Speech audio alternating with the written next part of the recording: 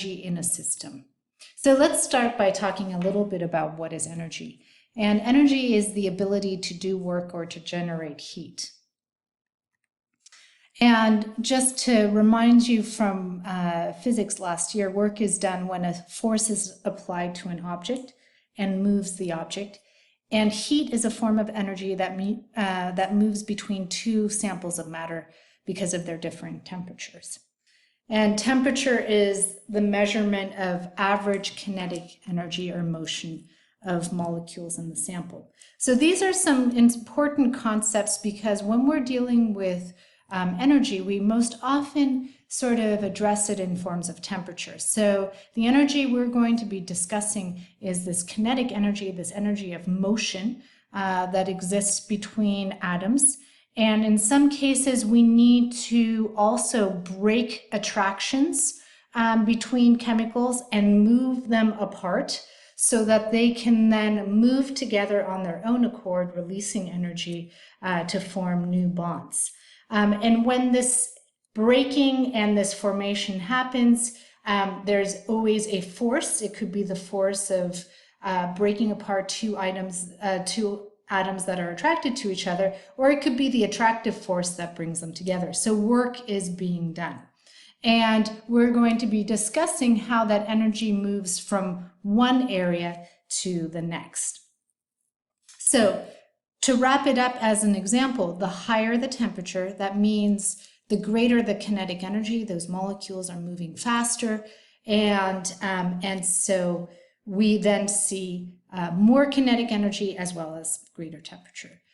So we've been talking about all sorts of energy in the past. The one that I want to focus on, or the ones I want to focus on, are chemical energy. And it's a type of potential energy where there is energy stored in chemical bonds. And there's thermal energy, and that's the energy in the form of heat. Heat and thermal energy are not the same.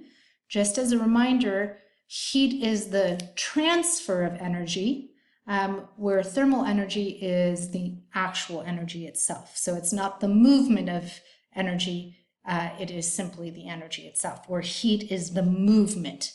It needs to include the movement of energy. So the analogy that I have often used, and here's some sort of Lego landscapes, is that let's say, for example, you have this Lego landscape and want to recreate it into a Lego house. And yes, this Lego house does in fact exist. You have a Lego kitchen and a Lego bed, etc., etc.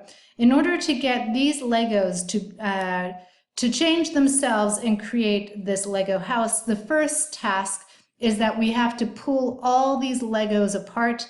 This is a landscape. I think this is a Lord of the Rings landscape that has been created. And so we more or less pull these Legos apart into individual pieces. And that's what we're doing in a chemical reaction, is we're pulling those atoms apart from each other, and pulling them apart is going to require energy. So breaking bonds requires energy. Consider these Legos, though, not just plain old Legos, but magnetic Legos. And remember that these individual atoms want to fulfill that octet rule. They want to reach that noble gas configuration. They want to reach nirvana. So they are attracted to other atoms, and they will naturally be pulled together just like two magnets are pulled together. And so when we are talking about these Legos coming together, energy is always released. So breaking atoms apart requires energy. Having atoms come together releases energy. So we're going to take a look at the combustion of methane. Okay, in combustion reactions, you may have heard the term combustion before, is the concept of burning. So I have methane here. Whenever we burn anything, we have it react with oxygen. And the byproducts of any combustion reaction is always carbon dioxide and water. So we are burning with the use of oxygen. We need to break all of these bonds so they can rearrange themselves to this product of carbon dioxide and water. So there are models of our chemicals with CH4 and O2. And what we're essentially doing, as I mentioned, is we need to put energy into the system. We have CH4 and two O2s. We want to pull those atoms apart, and we do that by giving it energy.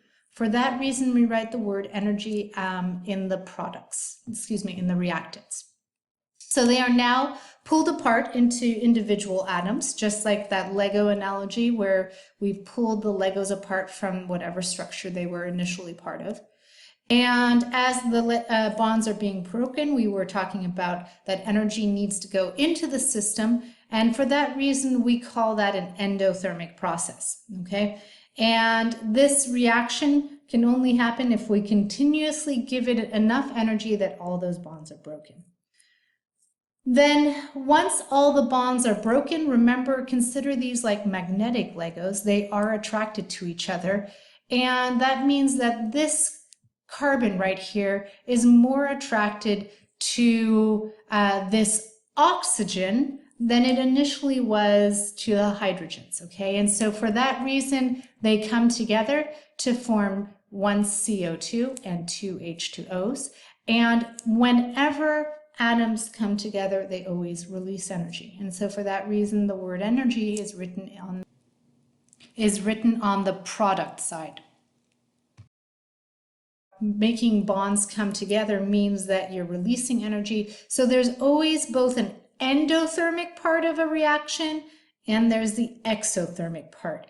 The exothermic part is where those atoms are coming together to form new bonds, whereas the endothermic side of the reaction is always the initial part where you're breaking the bonds apart.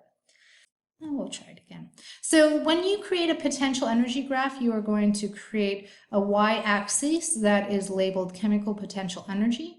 You have low at the very bottom and high on the top. This low represents that there is not a lot of chemical energy stored in that system yet, and high, of course, means you have more potential energy. So we were saying that in order to break these bonds, this CH4 and these two O2s, we need to have energy going into the system. Okay, so energy enters the system, and remember, it is entering from the surroundings. So energy is entering the system, and as energy enters the system now has a higher level of chemical energy. Okay, so we may have gotten this energy because we heated these chemicals. In the case of CH4 and O2, the burning of gas, what our energy was that we put in is we usually strike a match. That provides us the energy of heat. And so that heat energy goes into the system and provides enough energy to break all of these bonds apart.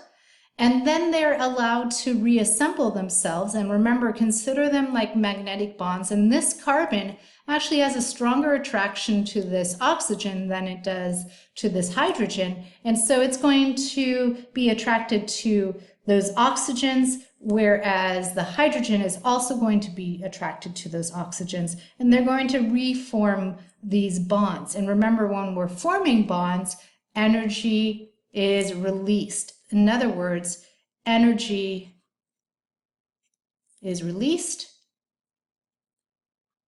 which means it leaves the system and goes to the surroundings. And as a result, the system now doesn't have as much energy because it all left to go to the surroundings. So in this case, you'll notice that the energy that left is greater than the energy that went in. And the difference is what we call the enthalpy. And this here has a negative value. And whatever that value is, this shows that it is an exothermic reaction. That means what the surroundings are going to feel is they're going to feel heat coming out of this system because more energy is released than is absorbed, okay? And it's this difference of energy that the surroundings are going to experience. So this is a classic exothermic reaction. Now, some cases we draw these with more of a swirl, and you may remember from the handout that you have done is that we took a look at how much energy exists in these bonds. We did a calculation of how much energy it takes to break those bonds, and then we did a new calculation of how much energy is released when those bonds are together, and then we take the difference. So in this case, the enthalpy of this reaction is a negative 226 kilojoules, which shows that it is exothermic. You'll notice that it's not unusual to see potential energy graphs with sort of a curve, an endothermic and an exothermic part to its reaction.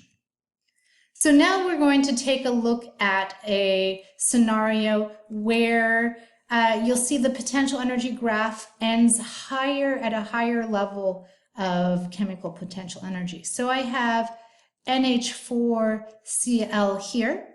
That would be something where I'll go ahead and pause it. In this scenario, you're going to see that you have a cluster of atoms that are NH4Cl.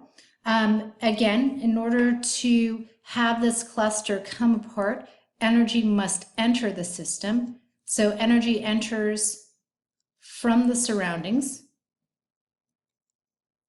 And as a result, it allows these atoms to break apart from their bonds. So we now have individual atoms, and then they reassemble themselves, in which case they form new bonds to what they originally had. And you'll notice that in this case, we have the chlorine having separated from the NH4. In this case, we have energy, of course, being released. But you notice that the energy released into the surroundings is not as much as the energy required to actually break the bonds. So our delta H, or our enthalpy, right here, is going to have a plus value. This means that it took more energy went into the system to break the bonds than energy was released to the surroundings when the bonds formed. And in this case, this reaction is going to be considered overall to be endothermic. And the surroundings are going to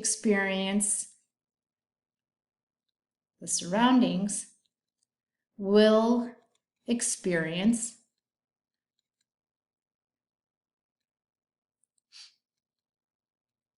cold. Okay, so in that case, it keeps on taking in more energy from the surroundings than it releases. So this is a classic endothermic reaction. The endothermic reaction will have its products have a higher chemical potential energy than its reactants. Just going back, this is exothermic. The products have less potential energy than the reactants, and in endothermic, they have more potential energy. And something that's a classic sort of symbol of something that's endothermic would be this sort. Just to show how that's going to look, in this case of the reaction, we have CO plus NO2 forming CO2 plus NO. And since you notice that it's more energy being released, we put the net energy, in this case, because it is leaving the system, as a product. Okay, so it's going to have the chemical reaction plus 226 kilojoules. We'll write that as the product. Now, if it were the reverse, let's say in this scenario, we'll create a fictional number. Let's say it was 100 kilojoules of energy was the difference.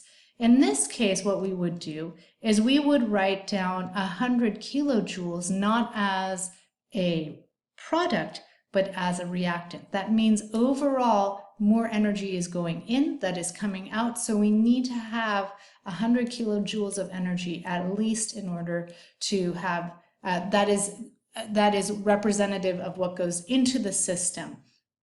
when this chemical reaction happens. That's it.